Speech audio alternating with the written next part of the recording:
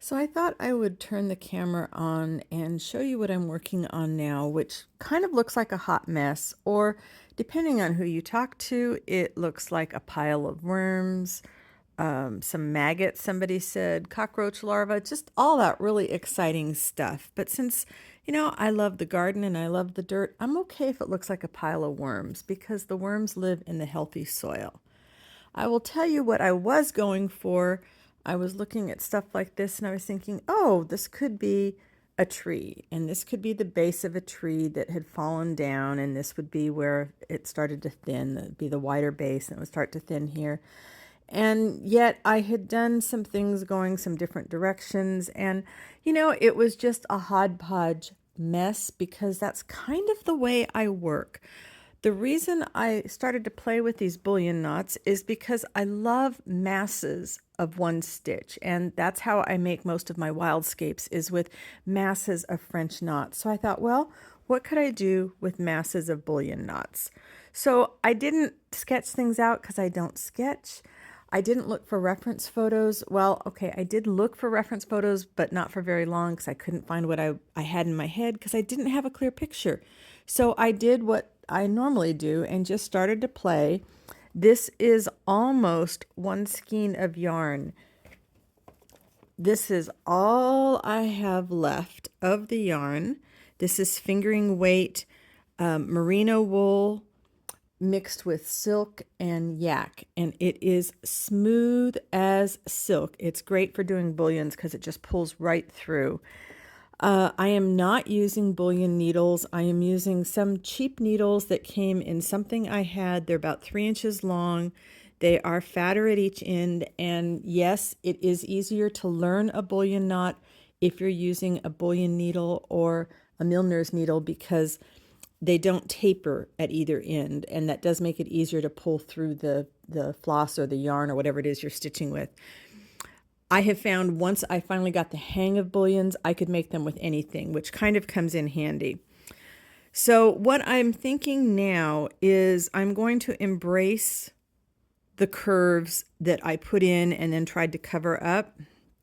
And I'm going to do that so that then I can come into these in-between spaces and fill it with little bits of moss or rocks.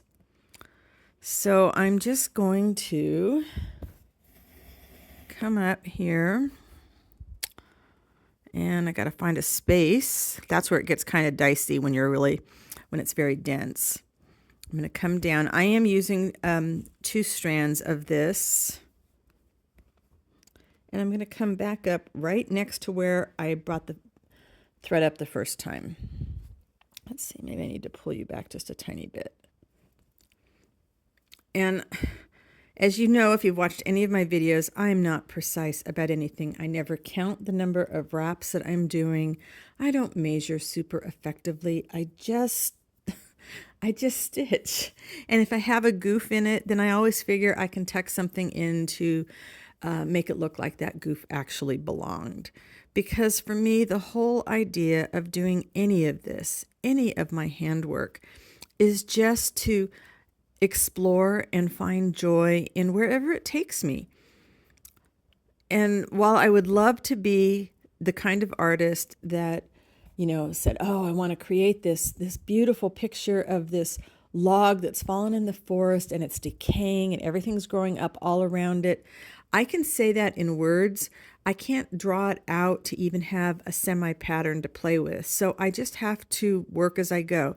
Now, as I have this on my needle and I'm measuring and I can see, okay, this is where my thread comes up.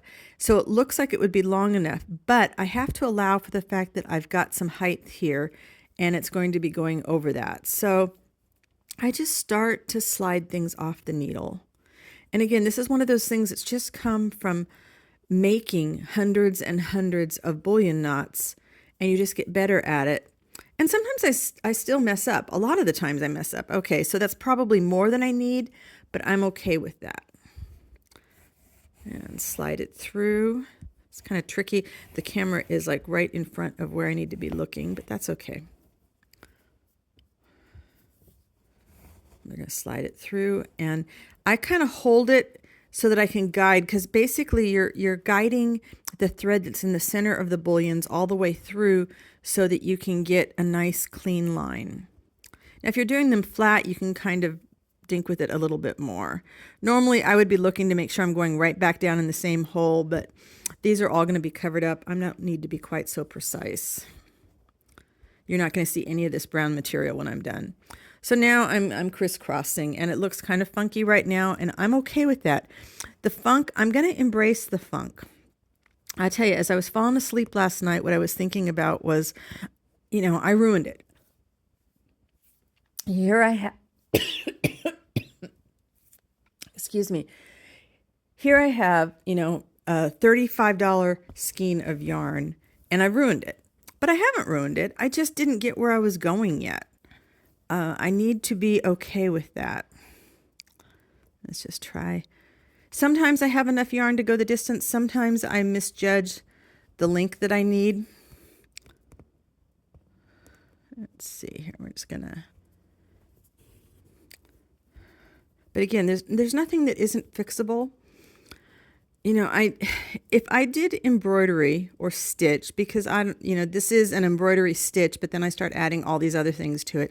If I did any kind of art with an idea that I was striving to get a perfect stitch and perfectly measured, one right after the other, I would be in tears most of the time, and I would not continue to work. It would make me miserable. And I made myself miserable for enough years over a lot of really dumb things that I do not want to do my art and make myself miserable. I do my art to embrace the joy of creating something from nothing.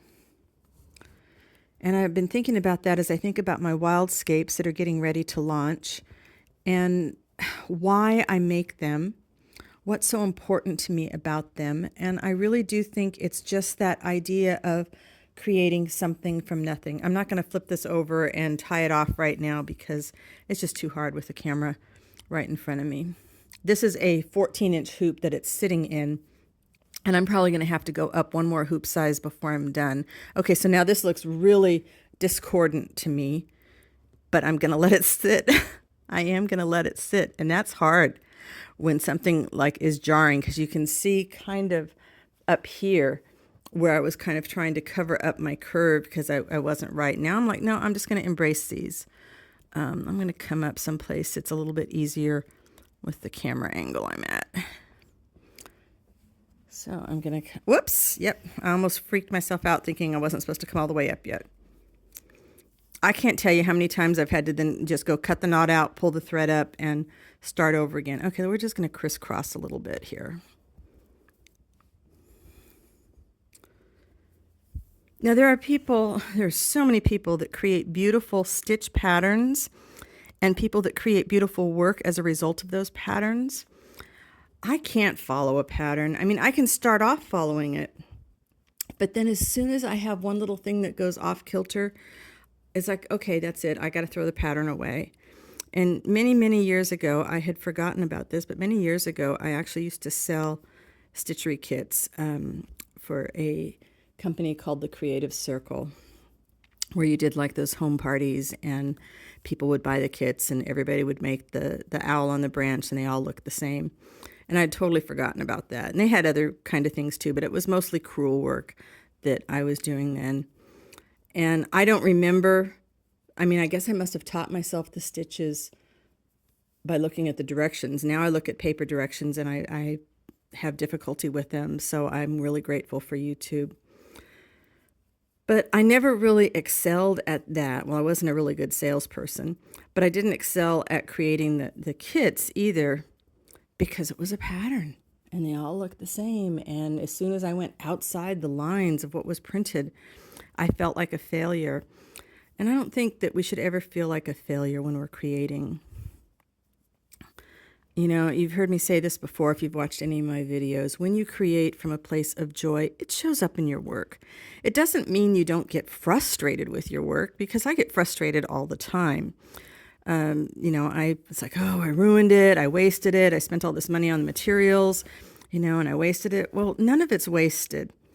I'm sorry for things flopping around here. This is a really big hoop, so it does have a lot of wobble since it's only held with a little bit on my stand. You know, you can get frustrated at all the stuff, but you can also then look at it as an opportunity for how you learned in that moment. Whether it was you learned something that you don't want to do again. Okay, you tried a whole bunch of bullion stitches and you don't like them. This was because I really wanted to do a mass of bullion stitches. Now, the next time I do them, I will try to go small and maybe only do a few in one direction and see if I can get the effect of a fallen log. So see this, I don't really have enough to go all the way down. I can mess with it a little bit, but I'm not going to worry about it because I know I can come in here with some moss. And after I, raise parts of this up a little bit more, that's what I'm going to do is I'm going to get my greens and start making moss. Whoops. Let's tighten that. That might help. So it's kind of wonky there. It's okay. Embrace the wonk.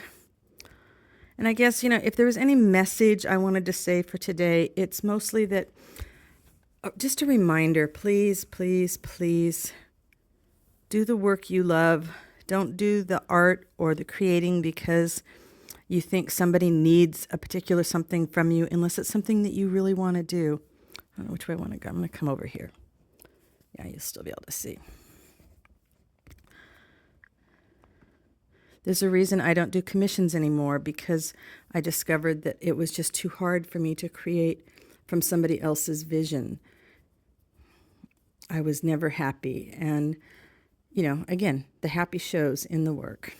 So this piece does not have a name yet because I don't have enough of my heart into it, but I do hope that once I get my heart into it, it will tell me what it wants to be called. I am still finishing up the current set of Wildscapes, and they will launch a little bit later this month. If you want to be the first to know when they're in the shop, go over to my website. The link is down in the description box, and sign up for the newsletter.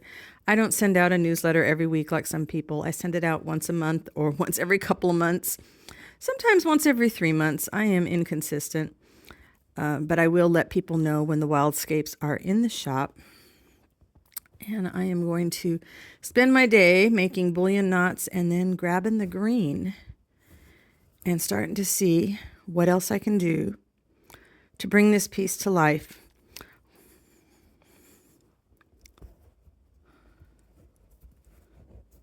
See, now I let that go down too soon, so I gotta dink with it. Sorry for the shaky camera. There we go. There we go. Let me know what you think down in the comments.